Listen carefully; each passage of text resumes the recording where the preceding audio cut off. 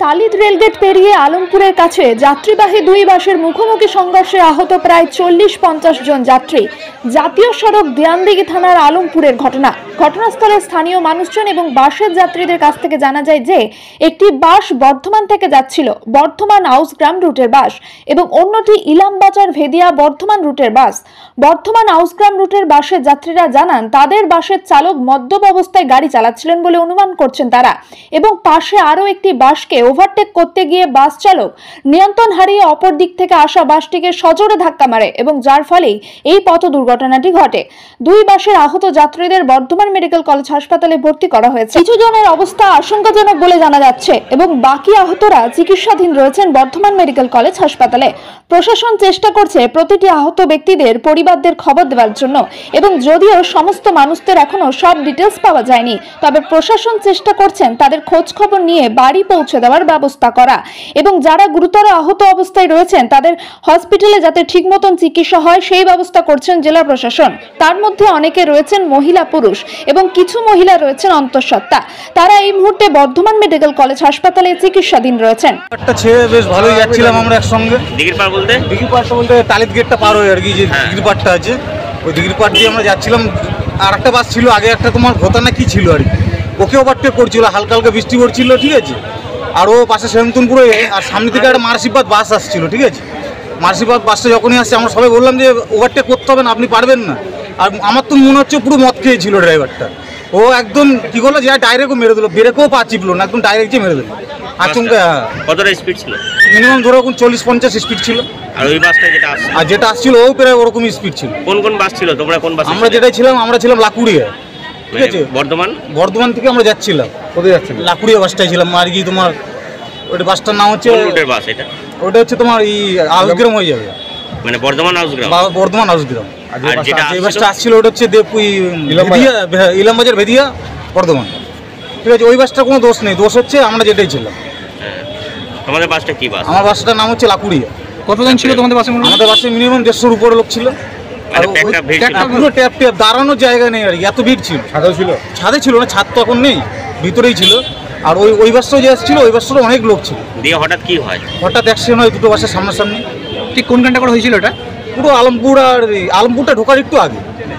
Alampur টালিদ gate পেরিয়ে Alampur টালিদ gate পার হয়ে দিঘির পার হয়ে আলমপুর ঢোকার আগে একটু মুখোমুখি জায়গায় হয়েছে। আমি আর বলতে পারছি না আমার বুকে কতজন আহত হয়েছে? আহত মিনিমাম ধরে রাখুন 200-300 তো বটেই। আমি মনোভাব একটা বাসে 300 জন মোট ছিল, দুটো বাসে 300 জনের মতন আহত আছে।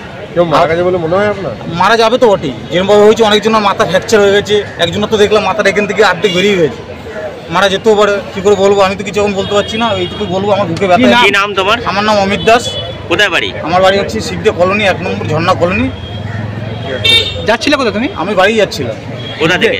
আমি এই বর্ধমানে ভর্তি ছিলাম, আমি হসপিটাল দেখেই বাড়ি যাচ্ছিলাম। আলমপুর বাস স্ট্যান্ড থেকে বেরিয়ে আসে একটা মিল আছে না, হ্যাঁ, ওই মিলের কাছে। কি দুটো বাস মুখোমুখি একদম? মানে আহত অনেকজন? ইলামবাজার যাওয়ার বাস, আর একটা ওই ভেদিয়া থেকে আসছিল। তো আহত হয়েছে তো অনেক? মোটামুটি দেখলাম 20-25 জন।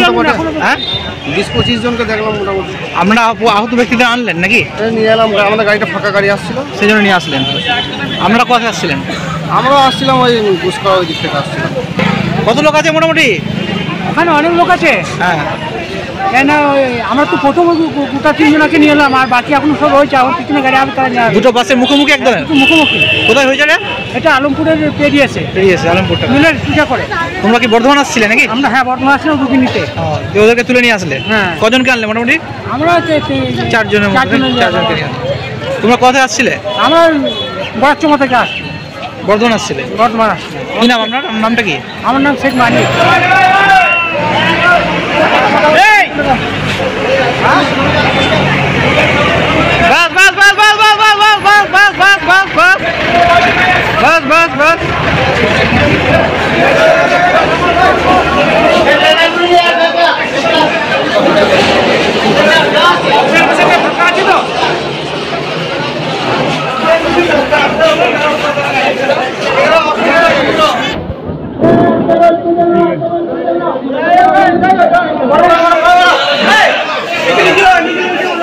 যারা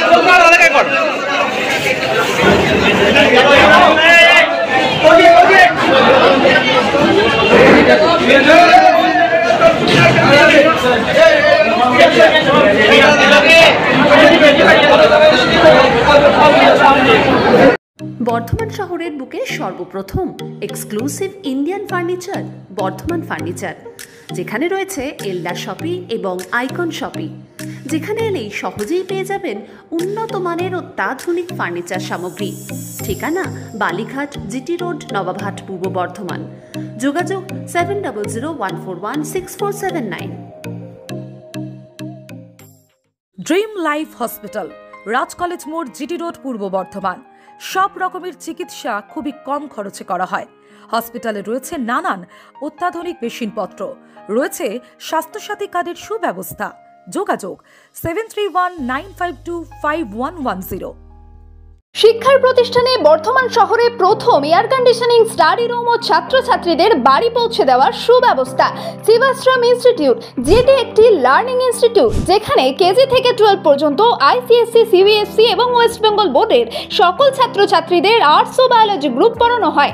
এছাড়াও স্পোকেন ইংলিশ অনলাইন ও অফলাইনে পড়ানো হয়। শুধু তাই নয়, বিএ ইংলিশ পাস থাকাদেরও শিক্ষা দেওয়া হয়। শিক্ষিকা স্তিভা ঘোষ ও স্বপ্না ঘোষ। বিস্তারিত জানতে যোগাযোগ করুন 9593100488 এই নম্বরে। বর্তমানে অত্যাধুনিক পরিষেবা নিয়ে এসে গেল ভেনাস নার্সিং হোম। এখানে পাবেন ICCU, NICU, medicine department, orthopaedic department, gynaecology department, paediatric department, path lab, OPD, medicine shop, 24 ঘন্টা আর এবং সার্ভিস, 24 ঘন্টা অ্যাম্বুলেন্স সার্ভিস। বর্ধমান ও কলকাতার নামি দামি চিকিৎসকরা থাকছেন এখানে। ভেনাস নার্সিং হোম, এখানে সমস্ত বিভাগের ডাক্তারবাবুরাই নিয়মিত চিকিৎসা করবেন। মনে রাখবেন, স্বাস্থ্য সাথী কার্ডের বিনামূল্যে অপারেশনের ব্যবস্থাও রয়েছে। ডায়ালিসিসের বিশেষ সুবিধা রয়েছে। আমাদের ঠিকানা বীরপুর মোড়, শিউরি রোড, নবাবহাট, বর্ধমান। বিস্তারিত জানতে ফোন করুন 9046256001 অথবা 9046256002।